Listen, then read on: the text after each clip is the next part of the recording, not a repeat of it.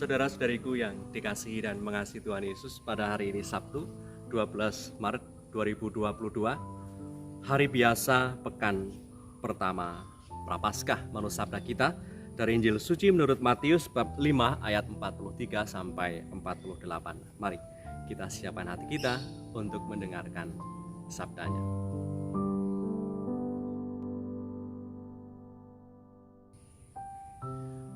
Sekali peristiwa Yesus bersabda kepada para murid-Nya, "Kamu telah mendengar firman, kasihilah sesamamu manusia dan bencilah musuhmu. Tetapi aku berkata kepadamu, kasihilah musuhmu dan berdoalah bagi mereka yang menganiaya kamu. Karena dengan demikianlah kamu menjadi anak-anak Bapamu yang di surga, yang menerbitkan matahari bagi orang yang jahat dan orang yang baik, dan menurunkan hujan bagi orang yang benar dan orang yang tidak benar. Apabila kamu mengasihi orang yang mengasihi kamu, apa upahmu? Bukankah pemungut cukai juga berbuat demikian?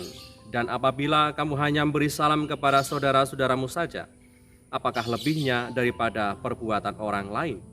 Bukankah orang yang tidak mengenal Allah pun berbuat demikian?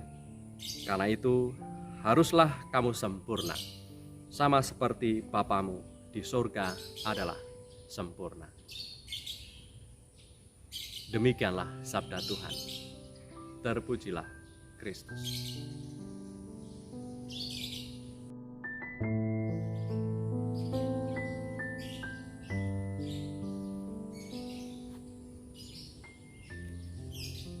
Saudara-saudariku yang terberkati, dalam rangkaian pengajaran Tuhan Yesus dalam khotbah di bukit, Tuhan Yesus menyampaikan juga kebaruan perintah, di mana tadi Tuhan katakan ada firman dalam perjanjian lama yang mengatakan kasihilah sesamamu manusia dan bencilah musuhmu.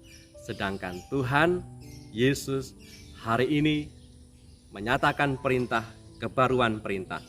Tuhan katakan, "Aku berkata kepadamu, kasihilah musuhmu dan berdoalah bagi mereka yang menganiaya kamu." Lalu, di mana letak kebaruan perintah Tuhan? Bila saudara-saudariku membuka Alkitabmu dan membaca sabda Tuhan persis seperti apa yang dikatakan oleh Tuhan, di mana ketika Tuhan mengatakan kasihilah musuhmu dan berdoalah bagi mereka yang menganiaya kamu, ini dalam ayat ke-43 dalam Matius 5. Dan di situ kalau kita baca ada rujukan catatan kaki dalam Alkitab itu, di mana persis pada ayat 43 itu merujuk pada perintah yang juga ada dalam kitab Imamat bab 19 ayat 18, di mana ayat itu bunyinya demikian: "Janganlah engkau menuntut balas dan janganlah menaruh dendam terhadap orang-orang sebangsamu, melainkan kasihilah sesamamu manusia seperti dirimu sendiri. Akulah Tuhan."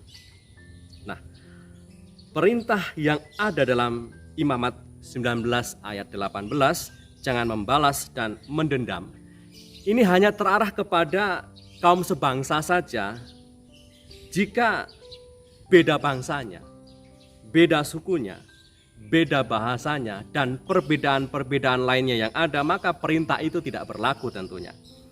Maka saudara-saudariku yang terberkati, mengasihi sesama ini bukan berarti lalu diartikan mengasihi dan tidak mendendam yang sama dengan saya, apapun itu yang sama dengan saya. Tapi Tuhan hari ini katakan bahwa mengasihi itu tidak hanya kepada mereka yang sama dengan saya, melainkan juga yang berbeda dengan saya. Bahkan dikatakan musuh pun harus dikasihi. Maka saudara-saudariku yang terberkati, tentu perintah ini adalah perintah yang berat dan secara manusiawi tidaklah mungkin terjadi. Mengasihi sesama yang sama dengan saya saja seringkali sulit dan berbeban, apalagi mengasihi mereka yang melukai kita, musuh kita.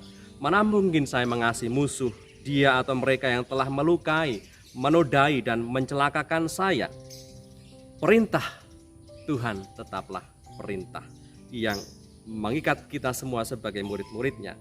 Perintah mengasihi musuh dan berdoa untuk mereka sebenarnya untuk membebaskan kita dari belenggu kebencian dan sungguh-sungguh menjadi anak-anak Allah Bapa di surga yang bebas merdeka dan sempurna seperti Allah Bapa di surga. Maka saudara-saudariku yang terberkati, jika mau menjadi anak-anak Allah Bapa di surga, maka mengasihi musuh dan mendoakan mereka yang melukai kita menjadi salah satu cara hidup kita. Sanggupkah kita? Marilah berdoa dalam nama Bapa dan Putra dan Roh Kudus. Amin. Allah Bapa Maha Kasih, kami bersyukur atas ragam bentuk kasih-Mu yang selalu nyata untuk kami anak-anak-Mu. Yesus Kristus Putramu dan Tuhan kami pun mengajak tidak hanya mengasihi sesama yang kami sukai, melainkan juga mengasihi dan mendoakan mereka yang kami benci. Kami mohon rahmat-Mu agar kami mampu melaksanakan perintah-Mu, supaya kami bisa menjadi anak-anak-Mu yang sejati, merdeka dalam menjalani hari, tidak dibelenggu oleh dengki dan cinta diri. Dengan pengantaran Yesus Kristus Putramu Tuhan kami, yang bersama dengan Dikau dalam persekutuan Roh Kudus, hidup dan berkuasa, kini dan sepanjang masa. Amin. Berkatalah yang Maha Kuasa turun atas kita semua, Bapa, Putra, dan Roh Kudus. Amin.